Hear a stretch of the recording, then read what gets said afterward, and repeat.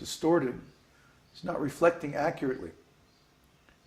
See, when we cleanse the mirror of the mind, that means, or we cleanse the heart, that means we cleanse the desires which are not for the satisfaction of Krishna. And of course, the only other desires there are satisfaction for ourselves. See? Satisfaction for ourselves, this means abhakta, not bhakti. See? So bhakti means when we cultivate only those desires for the satisfaction of Krishna. And then Krishna automatically, it's a funny thing how this works. We don't care about getting things for ourselves, but we only care about pleasing Krishna. Krishna automatically arranges that we get everything that we need for ourselves. Starting with happiness and love. Because if we have a relationship with Krishna, Krishna automatically reciprocates that knowledge from within our hearts. And we feel happiness and we feel loved. And we don't even know where it's coming from. But we feel satisfied inside. And then we find that automatically money comes, automatically good things come to us in so many different ways. Automatically we get knowledge, we get fame, we have friends, we have a nice work to perform, we have a good relationship with other people in the world, all because we're serving Krishna. All those things that are normally considered desirable in life. As long as we don't care about them, as long as we only care for the happiness of Krishna, they all come automatically or very easily. Why? Because Krishna is the source of all those things. And when Krishna is satisfied, then everything comes. But it's still, for example, what I'm doing right now, programming. Is that still karma? Karma Mishra Bhakti, isn't it? No, because you're acting under the instructions of your spiritual master to solve an intricate problem in the organization of the mission of Krishna in the West. Try to understand the scope of what you're doing. Okay? We have a sangha. And in all the previous sanghas which have been established in the West, fundraising has been the main activity of the majority of the devotees in the sangha. Look at ISKCON or look at Gaudiya Math or look at any of the sanghas that exist. What are the devotees doing? Going out and selling books, or going out and selling something, or somehow or other collecting money. And that's the majority, or the main activity of the majority of the devotees in the sangha. Even in the farm communities that we've seen, for example, New Talvan or New Vrindavan, what are the devotees doing? Going out and collecting, or operating some business. And all of this takes a great deal of time and energy, which is then not available for direct devotional service. Why? Because we live in the midst of an ugra karma society. This whole global corporate industrial consumer society that we live in is called ugra karma, which means unnecessary, unwanted work. Nobody wants this work, like we were talking about. You get up in the morning, you go to this building, and you do this work that you really don't want to do. That somebody has to tell you, you do this, you do that. That's ugra karma, unwanted work. Just like unwanted children. Children that are conceived without having a desire to conceive children. But when people have sex like animals, just for their own pleasure, and the children are conceived accidentally, that's called varna shankara. Unwanted population. Undesirable population. Population in the mode of ignorance. So similarly, in all of the Vaishnava sanghas that have existed in the West up to this point, most of the devotees are involved in some kind of unwanted work. Maybe in the beginning they're all hyped up and excited about Krishna consciousness, and somehow or other they get the enthusiasm to go out and collect the money for the mission or for their spiritual master or something like that. But after a while, they lose their enthusiasm because actually nobody wants to go out on the street and make a fool of themselves. And also, because of this, the preaching has become very distorted, where they're only calculating the success of preaching by how many books are distributed.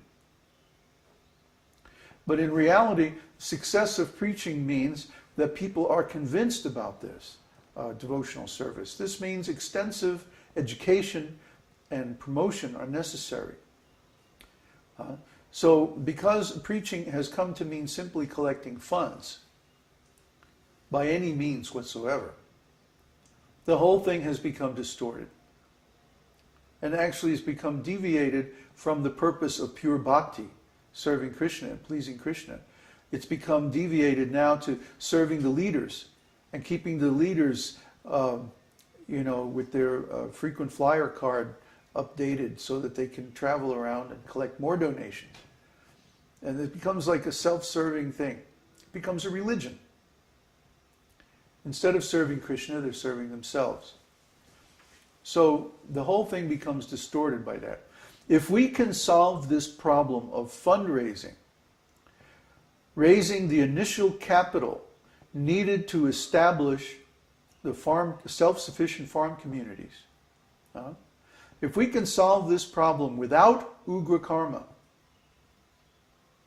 see, this will be a tremendous breakthrough in the history of Vaishnava communities in the West. Nobody has been able to solve this problem. And as a result, the majority of the energy of the devotees has been directed towards ugra karma, unwanted work. That's why the devotees burn out. The average lifetime of a devotee in ISKCON or any of these societies in the West is like 2 or 3 years. After 2 or 3 years, they burn out and go away. Why? They don't want to do this collection. They don't want to do this books distribution. But the societies in the West have developed the attitude of, well, if you don't want to go out and collect, you're in Maya. And if you're in Maya, then we don't want you around. You have to leave. So the people who don't want to collect, they get neglected, they get abused, they are demonized, and ultimately they go. They go. Why? They have to do ugra karma. They have to do unwanted work. They have to do something they would rather not do. For a long period of time. A long period of time. It's not hard to do something you don't want to do for a short time. 3 months or 6 months or something like that. You can tolerate that. But if you have to do it for a long time, eventually you get burned out. And we don't want to burn people out. We want people to be full of pleasure. We want them to be satisfied. That's Krishna. Krishna means the reservoir of pleasure. So if we're in touch with the reservoir of pleasure, we should also be full of pleasure. Isn't it? We should be happy. So let me finish. So if one person can do 3 months or 6 months of hard work and then come up with a method of fundraising that it's more or less automatic. In other words, just a computer program that runs and spits out money. That's very cool. That is a huge breakthrough. And it will completely change the structure of all Vaishnava communities subsequently based on that same approach. You see? Because, why? It means you get up in the morning, you turn on the computer, start the bot, and then you chant. What did we say? Chanting, trading, and feasting.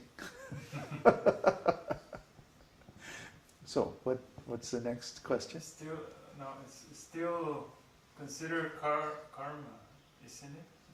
Maybe it's just temporary. Yes, it's karma, but if 10%, if 10% of the energy of the community can be expended on fundraising instead of 70 or 80% of the energy, you see the huge difference? Sure. I'm not just want to make it clear. Yes, this it's is karma, still karma mishra bhakti. Okay. Still karma mishra bhakti. But It's required.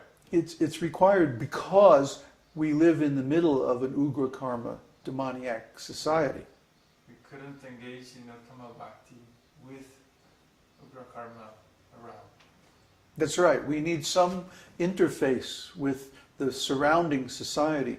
Otherwise, we wind up being bums living under a tree, homeless. You see? And then who's going to listen to us?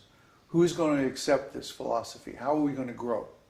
Nobody wants to grow. Nobody will want to join a community of homeless bums.